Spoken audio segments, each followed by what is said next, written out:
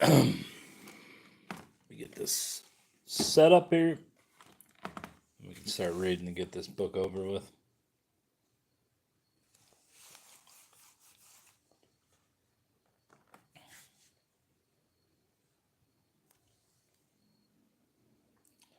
Herzl, as I Remember Him, by Erwin Rosenberger.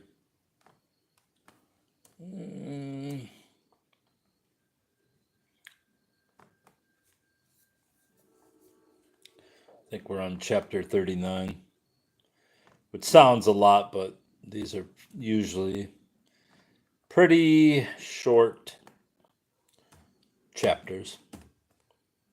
But we'll set it up. Try to finish this book and move on. Move on. Herzl, as I Remember Him.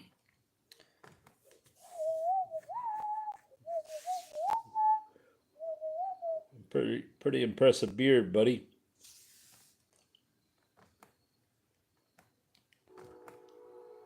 Oh, shush train.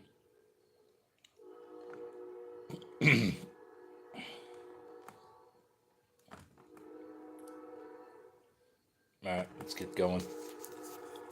Chooch is raging. Page 105, chapter 39. Light on? Yes.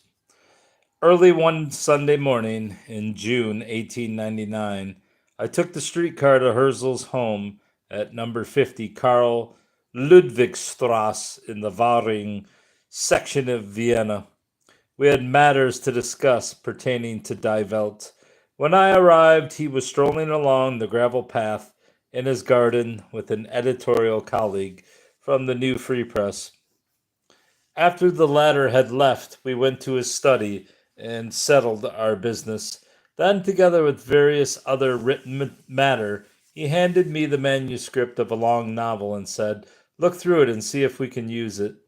As I was leaving, I met the architect, Marmarek, who had just come and was carrying a camera. That afternoon, Herzl appeared suddenly at my lodgings. I knew at once that he had not come this time, as he had 2 years before, to invite me out for a leisurely walk. His face showed anxiety and suppressed agitation. After we exchanged greetings, he blurted out 2 words. "The letter." "What letter?" I asked. "Eulenberg's letter." Then, scarcely waiting for me to respond, he went on, "Have you got the manuscript of that novel I gave you this morning? Perhaps it slipped between the pages." When we went through the manuscript almost page by page, and as we approached the end, the look of disappointment grew in Herzl's eyes. I finally turned the last page. There was no sign of a letter. I had never seen Herzl so depressed. He started talking half aloud. Perhaps it's at the Turkenstrasse. But I can't imagine how. Then he turned to me. "Let's take a look at the Welt office." We set out for our editorial office on the Turkenstrasse. Herzl walked at a faster gait than usual, and I kept pace.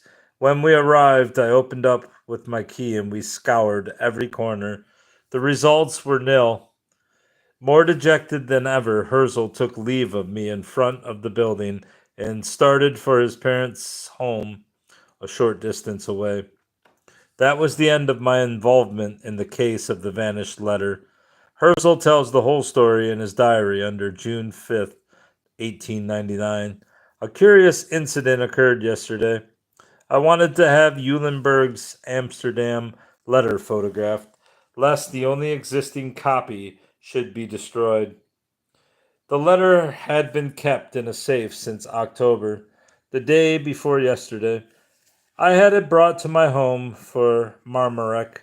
I received it in the garden, then had dinner, and then went into town. Since I had a lead article to write on Dreyfus's homecoming for the New Free Press, I did not get home until late at night. Yesterday morning, Marmarek came out with the camera. I looked for the letter. It wasn't there. I got frightened, rummaged through all the drawers of my desk, etc. Nothing. I had the manuscript of a novel lying on my desk for months and had just given it to Rosenberger yesterday. Perhaps the letter had strayed into the manuscript. Kremenski went to Rosenberger's place, to my father's nothing. In the afternoon, I went into town myself to Rosenberger's, to the Welt office, to my parents' house. Nothing. The letter that I had guarded so carefully, that I had wanted to protect for all time against any incident, had gotten lost precisely because of those measures. A tragicomedy. In whose hands was it at that moment? What a calamity.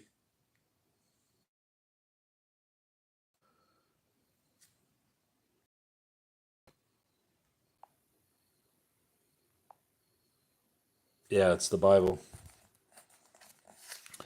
Just what was Eulenberg's Amsterdam letter, whose disappearance had plunged Herzl into such despair? Count, later Prince Philip Eulenberg, was at that time the German ambassador in Vienna and a close confidant of Kaiser Wilhelm II. As we have seen in an earlier chapter, Eulenberg had taken it upon himself to plead the Zionist cause with the Kaiser. On October 1st, 1898, during a brief stay in Amsterdam, Herzl received a letter from Eulenberg of such sensational import that it left him stunned. The Count was writing from Romanton, Germany, where he was a hunting guest of the Kaiser. He had taken advantage of the opportunity to bring up the subject of Zionism, and he was now writing at the Kaiser's behest to inform Herzl that the Kaiser intended shortly to visit Palestine, would like to meet Herzl in Jerusalem, and indeed would be disappointed if the meeting failed to materialize. It is Herzl as I remember him, as the thing says. The high hopes which Herzl placed in the Kaiser were, of course, never realized.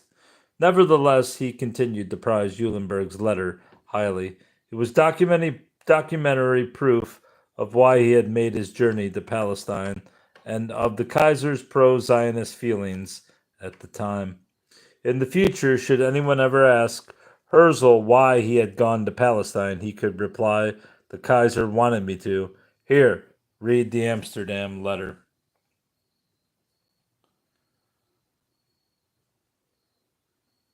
You don't know this book.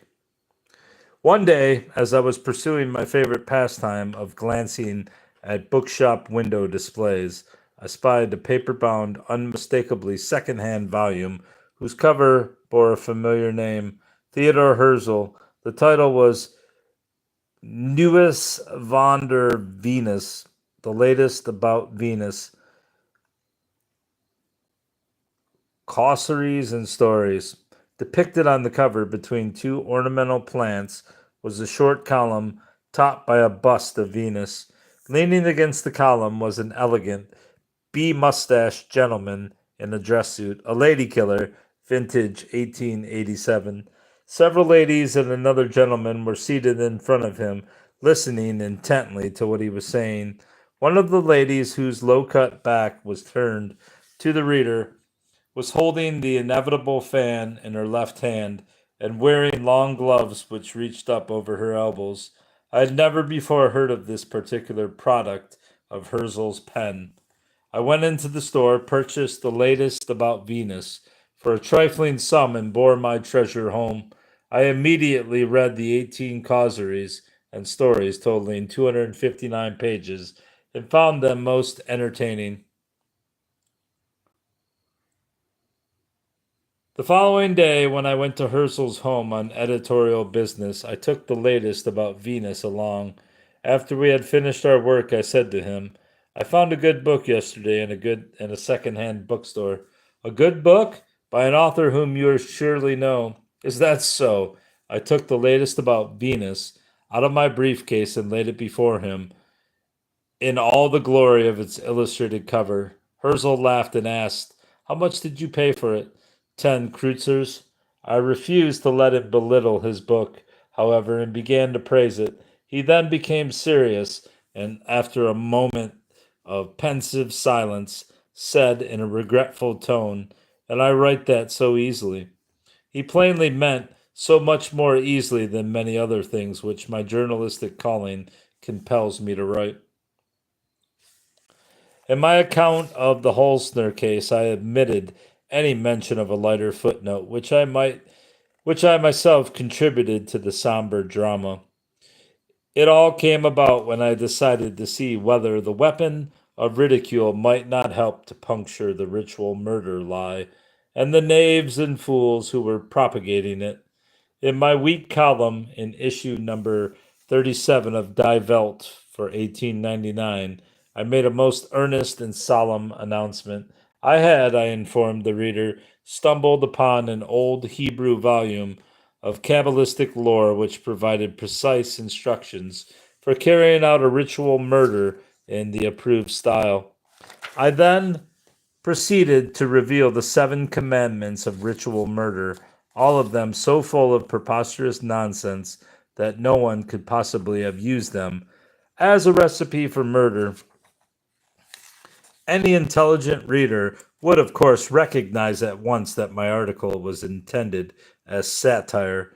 However, I hope that some anti Semitic fanatic, perhaps the Christian social deputy, Herr S., who was noted for rushing to the scene whenever a dead body was found in the hope of sniffing out evidence of ritual murder, might take it seriously and make a fool of himself. As it happened, some people were taken in, but instead of anti Semites, they were Jewish readers of Die Welt. In defense of the gullible ones, it should be said that most of them were Eastern European Jews who were not thoroughly familiar with the German language and therefore missed the ironic overtones of my article. Indignant protests started arriving from Russian, Poland, and other Eastern areas, and in some cases even from Vienna and parts of Hungary. I was angrily challenged to name the mysterious book which contained the 7 commandments. I was denounced as a slanderer and a promoter of the ritual murder lie. There are certain things I discovered about which one dare not jest, and I recalled what Herzl had said to me 2 years earlier. Never overestimate the reader's education and power of comprehension. It is hard to say how far this affair would have gone had not, and that's spelled wrong, 2 I's, not the widely read Hebrew newspaper Hamlet's finally intervened. Hamlet's had been receiving letters urging it to give the lie to Die Welt's outrageous fabrication. At length, in their issue of October 20th, 1899, the editors published a verbatim Hebrew translation of my article, together with an introductory note. After that, the storm began to subside. Since the arrival of the first protest letters, I had felt that Herzl should be told what was happening, but how was I to tell him? In addition to the Polna affair, he had many other things to occupy his attention. The Dreyfus case, which was back in the news, an unpleasant litigation into which he had been drawn with the former executive editor of Die Welt, Dr. Lanaw, and of course his ceaseless work on behalf of the Zionist movement. Finally, during one of Herzl's daily visits to our editorial office, I found an opportune moment and announced, "I have a confession to make." Herzl looked at me attentively and said, "Out with it. Ease your conscience." After some hesitation, I told him of the unforeseen repercussions which my little essay had had. Since the article was no longer fresh in his mind, he picked up a copy, settled himself comfortably at his desk, and started to read it. I watched his face for a sign of approval or disapproval, but not a muscle moved as his glance traveled down the page. When he finally reached the end, he laid the magazine down and remarked dryly, "Such are the perils of irony." That was all. After a short pause, he asked whether I had sent letters of explanation to those who had protested. I said that I had, and the subject was never mentioned again. All too many bosses would have seized the opportunity to deliver a pompous lecture, but that was not Herzl's way. As I have mentioned in earlier chapters, Herzl was not stinting in his praise when a contribution to Die Welt pleased him, and he often complimented me on what I wrote. Very much of a novice when I first came to the magazine, I gradually traveled the full gamut from brief items to lead articles. Herzl followed this evolution with the satisfaction of a teacher watching his pupil progress. I foretold it, he said once, when something of mine particularly pleased him, referring to an earlier prophecy that I would one day amount to something in a literary way. It was always a mystery to me how Herzl was able to accomplish in the time at his disposal all the things that he took upon himself. Wherever possible, I tried to avoid adding to his burden with Welt matters and attended to as much as I could on my own responsibility. Nevertheless, I often sent him manuscripts for his opinion. I knew that his interest in the magazine was as great as ever, and I felt that his editorial influence on it should be maintained. Our office boy took the manuscripts to and from Herzl's home, and he always read them with the utmost care. Sometimes, after reading a manuscript, Herzl would reach for his pen and dash off a brief note to the author. These messages, when they were addressed to me, seemed all the more precious because they were so obviously the product of sudden impulse. One such letter, which is still in my possession, is dated July 27th, 1899. Dear friend, your week column is magnificent this time. Best regards, Theodore Herzl. Another note dated September 7th, 1899, clearly shows the haste with which it sprang from the writer's pen. Dear friend, the week is a brilliant success this time. I must prefer that you write nothing about name omitted. Use some bit of trivial to fill the empty spot. Please have Rudolph take Mintz's authorization to him at once. Best regards, Theodore Herzl. Rudolph was our office boy who had brought the proofs back to me at the print shop, together with Herzl's letter. At the time of the Halsner ritual murder case, with its accompanying anti Semitic outbreaks, I wrote a lead article for the October 20th, 1899 issue of Die Welt, in which I drew some bitter lessons from what was happening. After reading the proofs, Herzl sent me the following enthusiastic note, dated October 18. My dear Rosenberger, I am proud of you, for I feel that you have learned something from me. Yours, Theodore Herzl. I was proud that he took pride in me, particularly because the hastily penciled lines plainly testified that what he had set down on paper was his first spontaneous reaction. Chapter 40. This is a very short one. We should get through at least 41. Chapter 40. Die Welt never prospered in a financial way. Its subscription list was not large enough even to cover the magazine's costs, much less put it on a paying basis. The reasons for this state of affairs were obvious. Die Welt's potential readership was limited from the very start. To begin with, it was a Jewish magazine which aimed at Jewish readers. In addition, it was a special kind of Jewish magazine which espoused a special creed, that of Zionism. This had the effect of further restricting its appeal. There was also what might be called the socio-economic factor in Die Welt's failure to thrive. The yearly subscription price was 6 florins for Austrian readers and 8 for foreign readers. 6 Austrian florins were then equivalent to half an English pound. Surely a moderate amount, yet for the mass of struggling European Jews, a magazine subscription was a luxury which could ill be afforded. And ironically, It was precisely the wealthier Jews who had no reason to support Die Welt. A well-to-do Jew leading a comfortable existence in Austria or Germany was the last person to subscribe to a magazine which preached Jewish emigration to Palestine for the purpose of founding a new state. To all these factors, finally, was added the widespread feeling that Die Welt was chasing a phantom. It was regarded by many as Jules Verne in magazine form, the mouthpiece for a movement that was trying to organize a trip to the moon.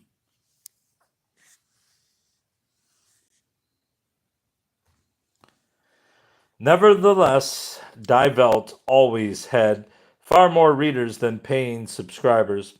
The reason was the coffee houses and Zionist societies. In Vienna, Berlin, Lemberg, Czernowitz, Breslau, Brunn, and other cities, at least one cafe proprietor subscribed to Die Welt. From one Friday to the next, when the new issue came out, the single copy passed from hand to hand among the patrons, many of whom in most coffee houses were Jewish. The Zionist societies played a similar role.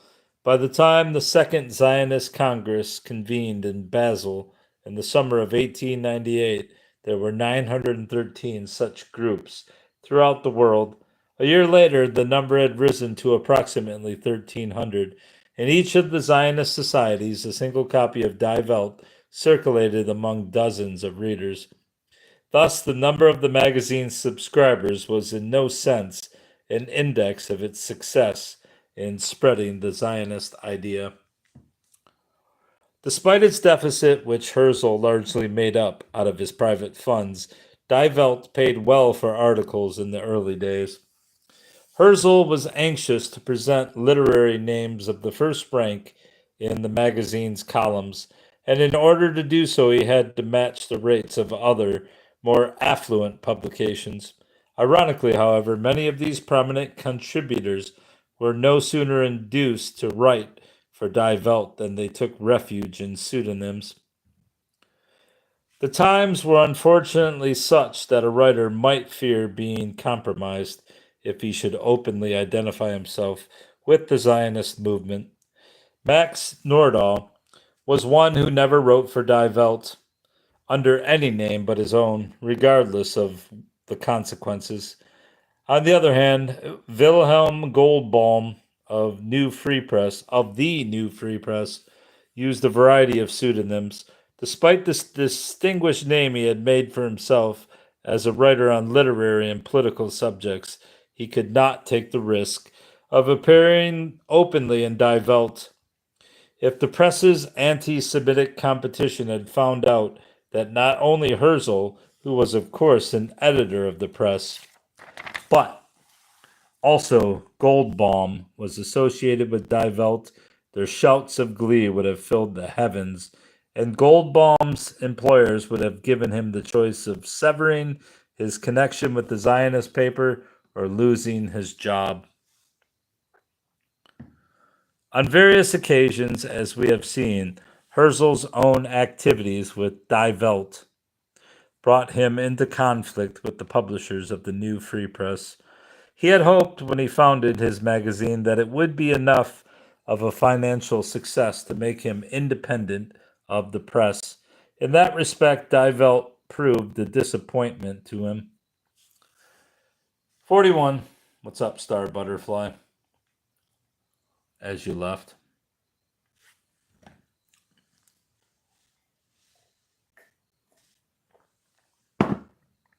"41. Now I come to a chapter in these reminiscences which affords me no pleasure in the telling, that which deals with my resignation from Die Welt. Herzl's expenditures on various Zionist activities were gradually draining his financial reserves. At the same time, his complete absorption in Zionist work left him little time for more lucrative pursuits in the field of belles lettres. Let's see how good this looks on her. That looks pretty good. Right? Right. Die Welt was, of course, one of his heaviest financial burdens. At last, he reached the point where the burden could no longer be carried. He was forced to turn over the financing of Die Welt to a number of wealthy individuals in the Zionist movement. I have no idea to what extent the consortium that undertook to put Die Welt on its feet drew upon private funds, and to what extent upon the resources of the Zionist movement as such.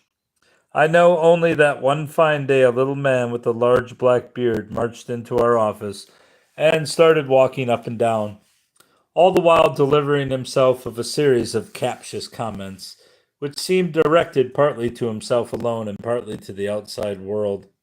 His entire bearing very plainly said one thing: I pay the bills, consequently, I have the right to be here and to say what I please. This visit proved only the curtain raiser. On May 31st, 1900, one of the members of the Vienna Zionist Action Committee appeared at the Welt office and, with visible embarrassment, expressed the desire to speak to me privately. My guest was the publisher of a small technical journal which made a profit from the open commercial journal, which made a profit from the open commercial notices it carried in its advertising section, as well as from the concealed ones in the rest of the magazine. On the strength of this link with the world of journalism, the new masters of Die Welt had given him the assignment of negotiating with me in editorial matters. Among the sundry pieces of intelligence brought by this emissary was one which left me aghast and indignant. Herzl was no longer to be my ultimate authority in editing Die Welt. Henceforth, I was to receive my instructions from another. I said nothing when the news was broken to me. It seemed pointless to remonstrate with the man who stood before me, painfully groping for words as he discharged his disagreeable mission. But the moment he had left, I sat down, and in the full flush of my wrath, wrote Herzl a long letter in which I offered my candid opinion of various members of the Action Committee and complained bitterly of the treatment I had received. I emphasized in particular that in editorial matters I was unwilling to take orders from anyone but Herzl himself. Here are some portions of my impassioned message. I am permitted to go on writing articles under S's supervision. Call me conceited and swell headed, if you like, but I will not defer to the censorship and the vote of Herr, not, nor to that of whose manuscripts, when he favored us with them, I always had to revise drastically so that they would read like good German. You know, Herr Doctor, that I have never objected when you ripped half pages out of my weak column. I have calmly accepted every correction, every criticism, but I would make myself ridiculous if I credulously swallowed the advice of the new editorial committee, and later on I would feel embarrassed to think that I had allowed masters such as these to rap me on the knuckles. I am very sorry, Herr Doctor, that I have to write you this letter. You are, after all, in no way to blame for the decisions of messengers, blank and blank, etc. And if Die Welt had remained your property, none of this would have happened. I realize that, under the pressure of constant disagreement, you finally had to let the gentlemen have their way, since, after all, their shares gave them the right to decide things. Herzl replied at once. Vienna, June 1st, 1900. My dear Rosenberger, your letter causes me pain, for you know how highly I have thought of you over the years. I have no more to say in the matter, just this hasty note today. Since I have work to do for the NFP, we'll talk about it later. As ever, cordially yours, Theodore Herzl. Herzl's letter confirmed what I already knew. He had no more say at Die Welt. I spent the next day, a Saturday, reflecting on the situation. On Sunday, I wrote to Herzl again. Vienna, June 3rd, 1900. Dear Herr Doctor, this morning I informed blank that I was resigning from the editorial staff on July 1st.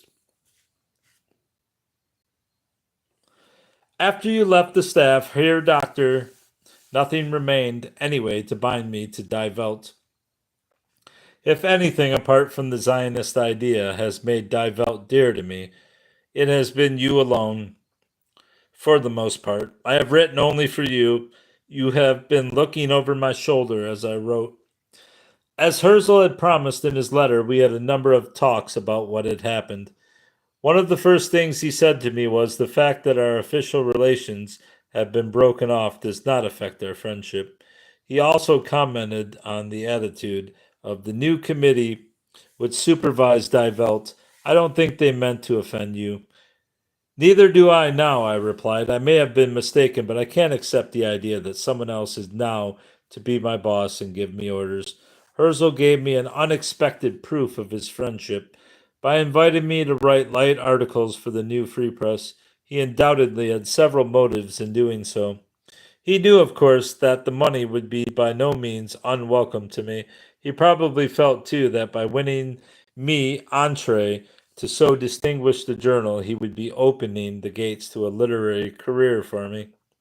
In spite of his earlier remark, however, I suspect that his offer was also intended partly as a demonstrative gesture against the new Welt committee.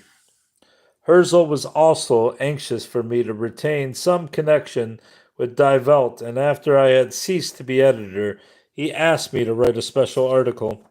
A flood of Romanian Jews, despairing of ever finding a decent existence in their homeland, was then passing through Vienna, bound for the New World.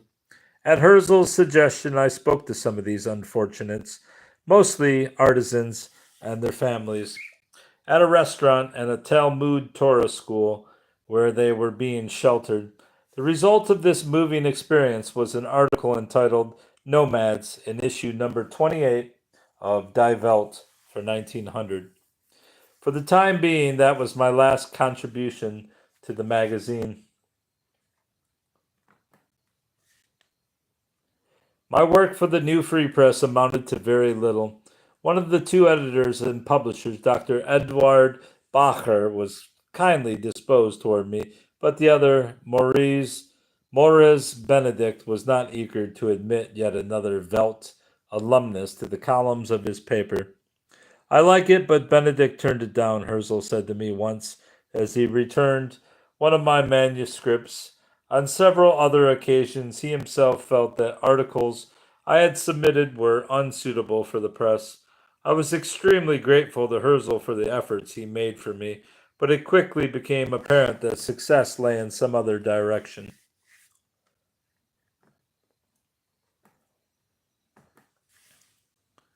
The question was whether I should continue writing or return reluctantly to the university. In a brief laudatory announcement in Die Welt, my good friend Moritz Zobel had informed the readers that I was resigning in order to complete my medical studies, and in fact I had told him that I might do so. On the other hand, I had made promising connections with several other Viennese papers and was extremely loath to give up journalism altogether. I finally decided on a compromise. I would resume my studies and at the same time continue to write. I promptly enrolled in a course in internal medicine, which was conducted at the General Hospital on the Alsterstrasse or Strasse. Yet, as I listened to the lectures and watched the practical demonstrations, I realized that I was following the proceedings as much from a writer's as from a medical student's viewpoint. Before long, I had produced a fairly long feuilleton, which I entitled The Island of Esculapius. The reference was to the hospital standing in the midst of the great city. I took it to Herzl, who shortly thereafter informed me that he liked it and that it had been accepted for the feuilleton section of the new Free Press. He also said he was glad that I was back at my medical studies. Yet my feuilleton was fated never to appear. Instead, it lay in some corner, forgotten by everyone but its author. My latest essay into medicine proved equally abortive. After the course at the General Hospital ended, I gave up any further preparations for the examinations and began hearkening more and more to the siren song of journalism.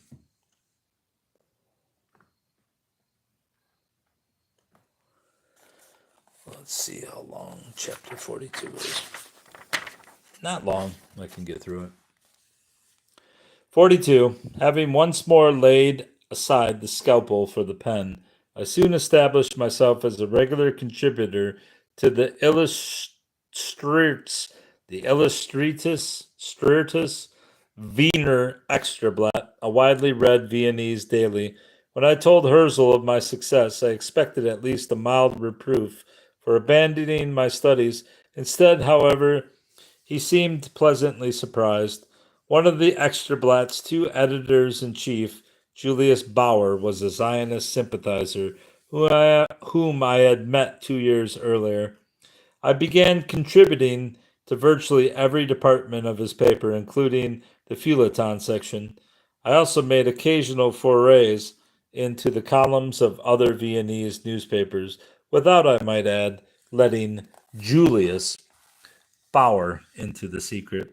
And at length, drawn by a kind of irresistible gravitational pull, I found myself once again in contact with the new Free Press. Looking back now over the years, I have no doubt of what it was that drew me back to the press. Far more than the desire to write for the greatest newspaper in Vienna, it was the knowledge that if I became a frequenter of the press's editorial offices, I would again be in close personal contact with the man who had become so great an influence in my life during the 3 years I had worked by his side at Die Welt. At all events, in August 1901, still unbeknownst to anyone at the Extrablatt, I started contributing unsigned brief items to the press's local news section. For a time, my relations with the press were so close that Dr. Bacher held out some hope of a position for me on the editorial staff. I was eager to discuss the matter with Herzl at the next opportunity. Not that I doubted his support and goodwill, rather, I wanted to make it plain that I was not going over his head.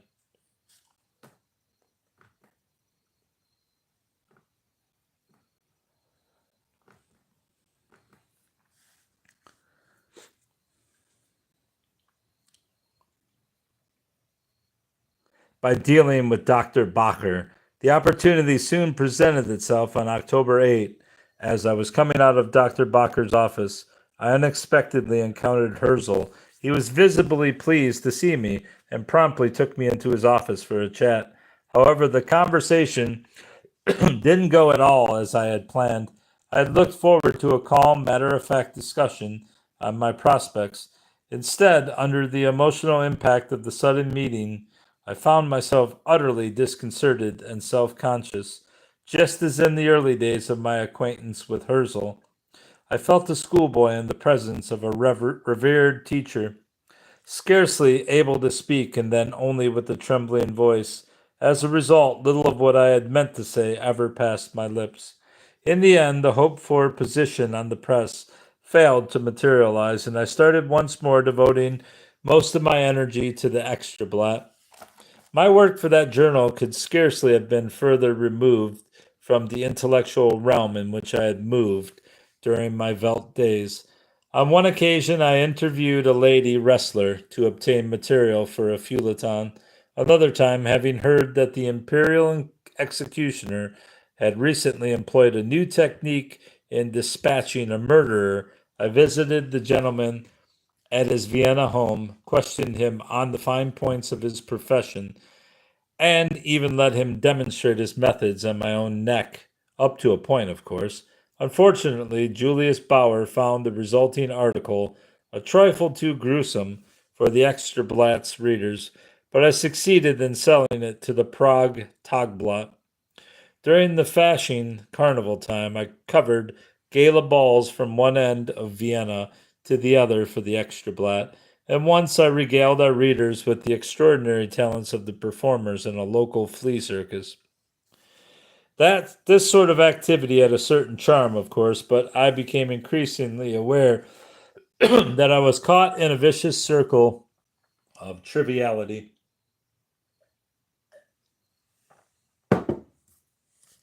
I was still wrestling irresolutely with my doubts when one day in October 1902 I chanced to meet Herzl near the St. Peter's Platz. I gladly accepted his invitation to walk a while with him. How are you? He asked. What are you doing at the Extrablatt? As I described the work I was doing, I was overcome by the realization of how trivial it all sounded, and I tried to lend it a humorous note. But Herzl clearly saw nothing funny in it. He had stopped and was listening in utter dismay. Let's go back in there, he said finally. I have something to say to you. We turned into the St. Peter's Platz, which was virtually deserted. Then Herzl cut loose at me. What you are doing, he began, is nothing but loafing. As he spoke, we walked slowly back and forth. From time to time, he stopped and looked me full in the face. You are working at one of the most despised of all trades, Herzl continued. When they need you, perhaps to write a publicity puff, they come to you and are very polite. But then they turn around and mutter between their teeth, hack journalist, and how pitifully dependent you are on the publisher of the paper. You are eternally at his mercy. Think, too, of your old age. One of the saddest sights in the old newspaperman is the old newspaperman who, exhausted by years of work and in need of rest, must go toiling on and on in the treadmill until finally the publisher throws him on the scrap heap. You are young and have no family. You can still get out of it. If you want me to speak to you in the future and to respect you, then leave the paper and get your medical degree. Once you have that, you can write as many novels and stories as you like in your spare time, and your work will be infinitely better when you no longer have to adapt it to the needs of a newspaper and to the taste and understanding of its readers. Before taking leave of me, Herzl held my hand a few seconds longer than usual and looked at me as though at a prodigal son who was being brought back to the right path. His words had deeply affected me, though all I said in reply was, "Thank you, Herr Doctor, you are very right." As he went, he repeated once more, "Rosenberger, if you want me to greet you on the street, get your medical degree." That's pretty harsh. Let's see how long 44 is, or 43. All right, we're going to at least 43.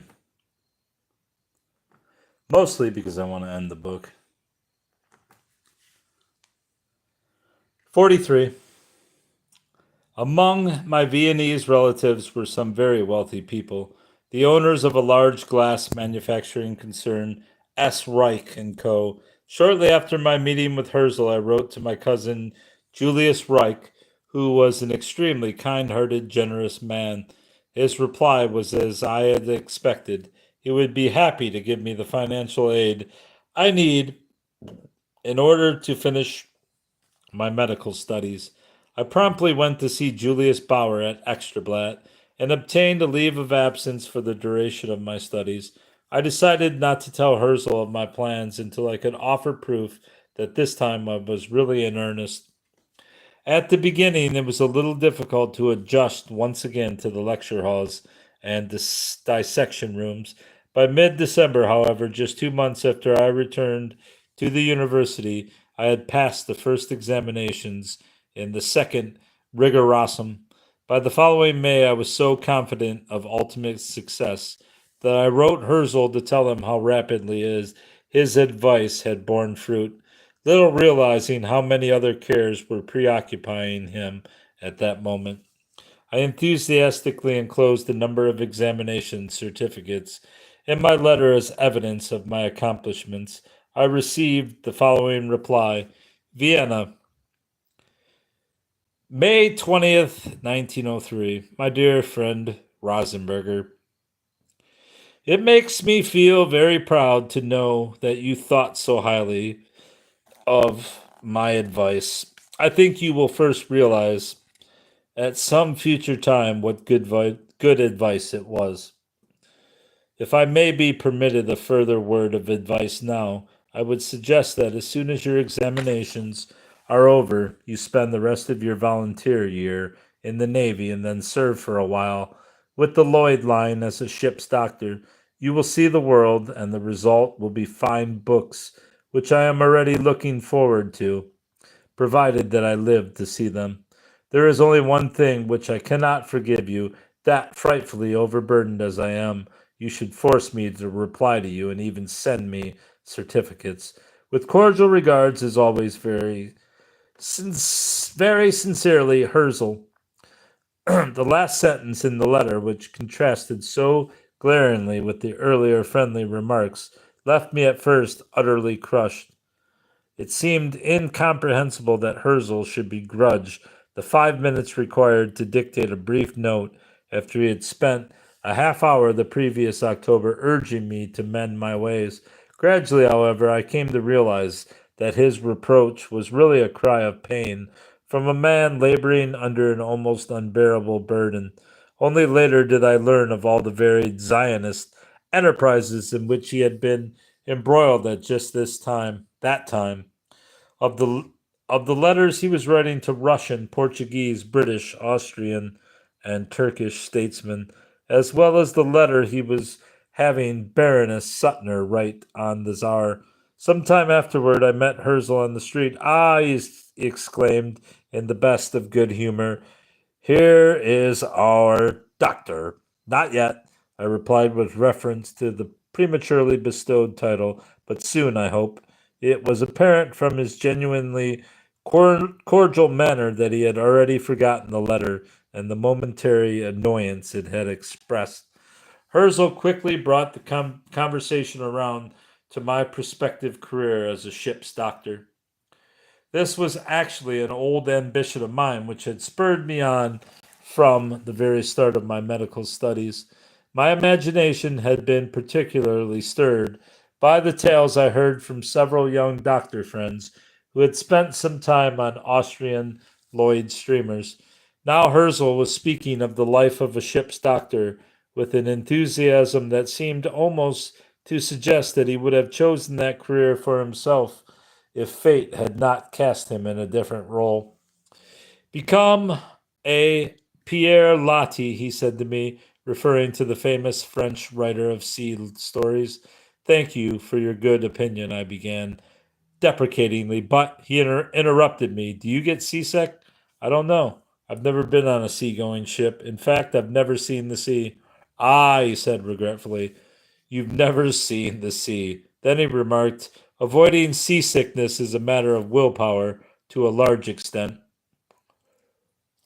At that point, I noticed that Herzl's attention had shifted to a man who was walking rapidly in our direction. Both of them lifted their hats at the same moment. The stranger, a distinguished looking man, did not stop, but he whispered a few words to Herzl as he passed. All at once, Herzl became silent and pensive. Seasickness and ship's doctors were suddenly far from his mind. When I finally interrupted his thoughts to say goodbye, he started up as though from a dream and said, drop in at Die Welt sometime. We'll talk about things. Long afterward, the publication of Herzl's diaries solved the riddle of the distinguished looking stranger for me. He had been the Portuguese ambassador to Vienna, Count Parati. Some 2 weeks before, Herzl had asked the Count to inquire whether his government would be willing to make a suitable tract of land available for the settlement of at least 50,000 Jewish families. He had in mind Mozambique, the Portuguese colony on the southeastern coast of Africa. However, Mozambique was not his ultimate objective, as his diaries revealed. I want to try to acquire this unproductive land from the financially straitened Portuguese government for a chartered company by promising to cover the deficit and later pay tribute. However, I want Mozambique only for trading purposes so that I can obtain In exchange from the British government, the entire Sinai, is that Sinai or Sinai? With Nile water for summer and winter, and perhaps Cyprus as well, and free at that. The words which the Portuguese ambassador had whispered to Herzl in the street were "pas de response," no reply as yet from his government. Herzl's father, Jacob, had died on June 9th, 1902, at the age of 67. In the early days of Die Welt, as we have seen, the elder Herzl had charge of the magazine's business affairs. Some years before that, he rendered his son a valuable service when the latter was first establishing himself on the staff of the new Free Press. At the beginning of 1892, after Theodor Herzl had completed his 4-month trial period as Paris correspondent for the press, Jacob Herzl in Vienna handled negotiations with the paper on the terms of permanent employment. He showed himself shrewd in defending his son's interests, a task made easier by the fact that his dealings were chiefly with Dr. Edvard Bacher, an admirer of Herzl's literary skill, who was eager to obtain the latter's services. The result was an agreement providing for an annual salary of 12,000 francs, with an anticipated future increase and an additional 100 francs for each feuilleton. This put Herzl in the top pay brackets in Viennese journalism. The press's editor-in-chief, Dr. Bacher, not only had a keen professional appreciation of the merit of Herzl's feuilletons, lead articles, and correspondence, he was also personally fond of their author. When Herzl launched upon his Zionist venture, Dr. Bacher was dismayed. He felt that instead of dedicating himself fully to a literary career that might one day bring him great renown, Herzl was dissipating his energies in the pursuit of a will-o'-the-wisp. If he were alive today, the good-hearted Dr. Bacher would undoubtedly have second thoughts on the subject. And we're, 23 pages away from finishing? Something like that. Shouldn't be long, though. Should not be long. But it's not going to be tonight. 22 pages away.